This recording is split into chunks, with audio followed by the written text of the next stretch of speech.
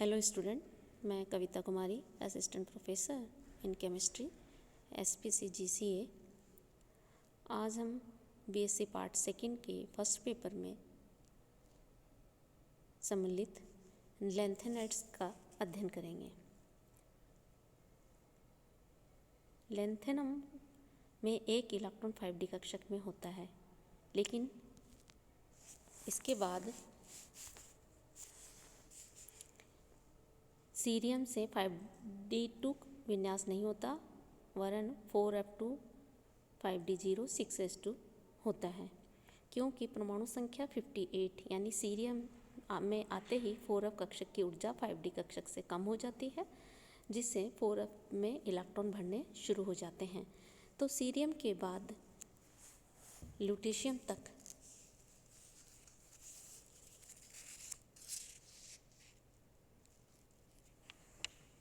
Lanthanides की श्रेणी आती है। इस प्रकार के तत्वों में 3 कोश अपूर्ण रहते हैं, N-2, N-1 और N, और इन तत्वों में परमाणु क्रमांक बढ़ने के साथ साथ इलेक्ट्रॉन क्रमशः N-2f कक्षकों में भरे जाते हैं। इसलिए इन तत्वों को F ब्लॉक तत्व कहते हैं। इनकी 2 श्रेणियाँ होती हैं, जिनमें क्रमशः 4f और 5f कक्षकों में इलेक्ट्रॉन भरे जाते हैं। 4f ब्लॉक के तत्व लैंथेनम के बाद आते हैं, इसलिए इन्हें लैंथेनाइड्स कहा जाता है। और 5f कक्षकों में की जो श्रेणी है उसको एक्टिनाइड्स कहा जाता है। डी ब्लॉक के तत्व S ब्लॉक व P ब्लॉक के मध्य में स्थित होते हैं। दूसरे शब्दों में हम यह कह सकते हैं कि S ब्लॉक व P ब्लॉक को जोड़ने वाले तत्व D ब्लॉक के तत्व हैं, अतः इन्हें संक्रमण तत्व भी कहा जाता है। अर्थात वर्ग सेकंड यानी सेकंड A व थर्ड A के जोड़ने वाले तत्व को हम ट्रांजिशन एलिमेंट कहते हैं। इन संक्रमण तत्वों के भीतर ही छठे आवृत्त में वर्ग 3 व 4 के मध्य 14 तत्व 4f ब्लॉक के आते हैं, और इस प्रकार 7वें वर्ग में आवृत्त में 3 व 4 के मध्य 14 तत्व 5f ब्लॉक के आते हैं। अर्थात संक्रमण तत्वों के भीतर 2 वर्गों 3 व 4 को जोड़ने वाली तत्वों की 2 श्रेणियां हैं। इन्हें हम इनर ट्रांजिशन एलिमेंट भी कहते हैं। इन तत्वों का एक और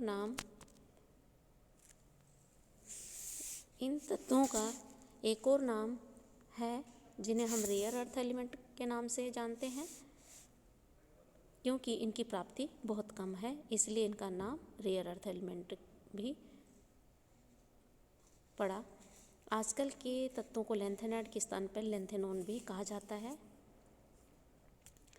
इसके बाद हम देखते हैं लैंथेनाइड का इलेक्ट्रॉनिक विन्यास। लैंथेनाइड के इलेक्ट्रॉनिक विन्यास में 4f कक्षकों में इलेक्ट्रॉन भरे जाते हैं। इनके साथ में 5d1 तथा 6s2 विन्यास भी होता है। चूँकि 5D व 4f कक्षकों की ऊर्जा में अधिक अंतर नहीं होता, तो कक्षकों के स्थायित्व के आधार पर 5D इलेक्ट्रॉन का 4f व 5D कक्षकों के मध्य संक्रमण होता रहता है। लैंथेनम तत्व यद्यपि लैंथेनाइड की श्रेणी में नहीं आता, फिर भी तुलनात्मक अध्ययन के लिए लैंथेनम का भी अध्ययन इस श्रेणी के साथ कर लेते हैं। लैंथेनम व लैंथेनाइड्स के इलेक्ट्रॉनिक विन्यास निम्न प्रकार हैं।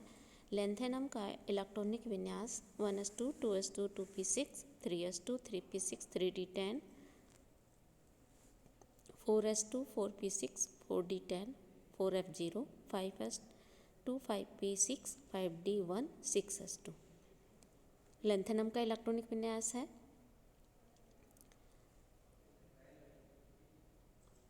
इसलिए लैंथेनम को हम शॉर्ट में लिखेंगे xenon 4f0 5d1 6s2।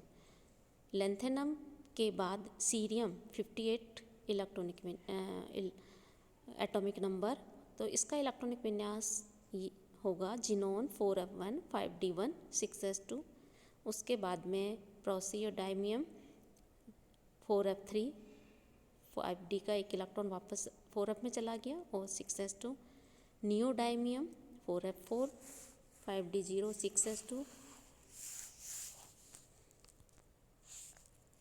Promethium xenon 4f5 samarium 4f6 europium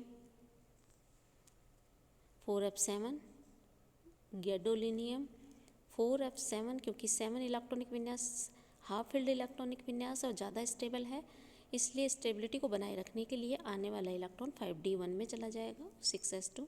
terbium में 4f9 5f0 6s2। डाइप्रोसियम 4f10, holmium 4f11, इर्बियम 4f12, thulium 4f13, इटर्बियम 4f14, ल्यूटीशियम 4f14 5d1 6s2। इस तरह इसका इनका इलेक्ट्रॉनिक विन्यास होता है। इसके बाद हम इनका इलेक्ट्रॉनिक कॉन्फ़िगरेशन देखें।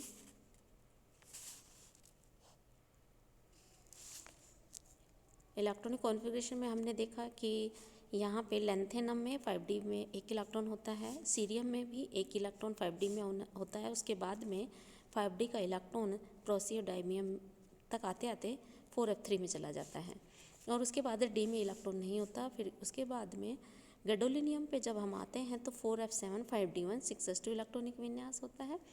इसका कारण है कि 4f7 स्टेबल इलेक्ट्रॉनिक विन्यास है, हाफ फील्ड इलेक्ट्रॉनिक विन्यास है, इसलिए इस स्टेबिलिटी को बनाए रखने के लिए, इस स्थायित्व को बनाए रखने के लिए आने वाला इलेक्ट्रॉन 5d1 में चला जाता है। और उसके बाद ल्यूटेशियम में हम देखते हैं कि एक इलेक्ट्रॉन 5d1 में चला जाता है, वो भी फुल फील्ड इलेक्ट्रॉनिक विन्यास है, f ऑर्बिटल 14 इलेक्ट्रॉन है। तो फोर एफ 14 इलेक्ट्रॉनिक विन्यास कंप्लीटली फील्ड इलेक्ट्रॉनिक विन्यास है, वो भी स्टेबल इलेक्ट्रॉनिक विन्यास है और इस कारण से 5d में एक इलेक्ट्रॉन चला जाता है।